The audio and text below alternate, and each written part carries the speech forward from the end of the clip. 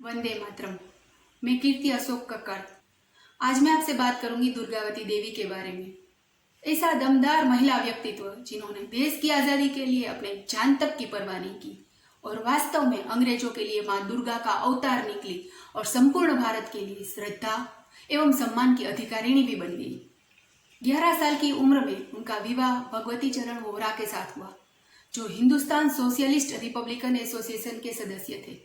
इस एसोसिएशन के सारे सदस्य उन्हें दुर्गा भाभी कहते थे और यही वजह थी कि दुर्गा भाभी के नाम से ही प्रसिद्ध हो गई। भगत सिंह के दल में शामिल होने के बाद देश की आज़ादी के लिए लड़ने का काफी मौका मिला। जतिनदा की कलकत्ता में जाके अंतिम यात्रा की अगुवाई की। संकट के समय में संदेश यहाँ से वहां पहुंचाने का काम सतर्कता से किया। पिस्तौल चलाने की ट्रेनिंग ली। इतना ही नहीं, राजस्थान से अपने साथी क्रांतिकारियों के लिए पिस्तौल लाना और ले जाने का जोखिम भरा काम भी किया।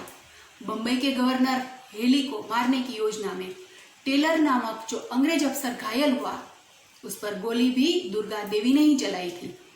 उसको भारत की आयरन लेडी कहा जाता था। आजादी के संग्राम में दुर्गा देवी ने खतरा मोल लेने वाले काफी काम किए, पर उसमें सबसे बड़ा काम था सैंडर्स को मारने के बाद भगत सिंह को लखनऊ से कलकत्ता पहुंचाने का। योजना पूरी दुर्गा देवी ने ही बनाई थी। ट्रेन में भगत सिंह की पत्नी बनकर उन्होंने यात्रा की। बड़ा ही जोखमी काम था और इस यात्रा के बाद सबने उसकी बड़ी सराहना की।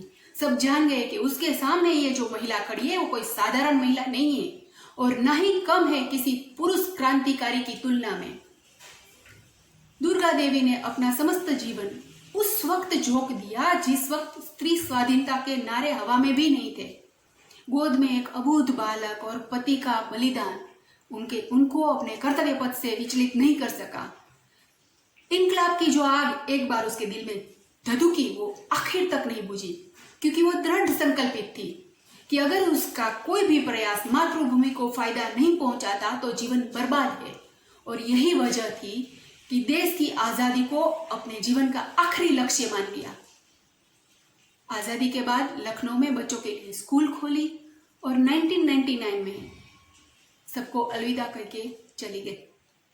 अंत में इतना ही कहना चाहूंगी, सुख दुख की परवाह किए बिना जिन्होंने अपना सब कुछ दांव पे लगा दिया, ऐसी महान महिला क्रांतिकारी को याद रखना हमारी जिम्मेदारी है।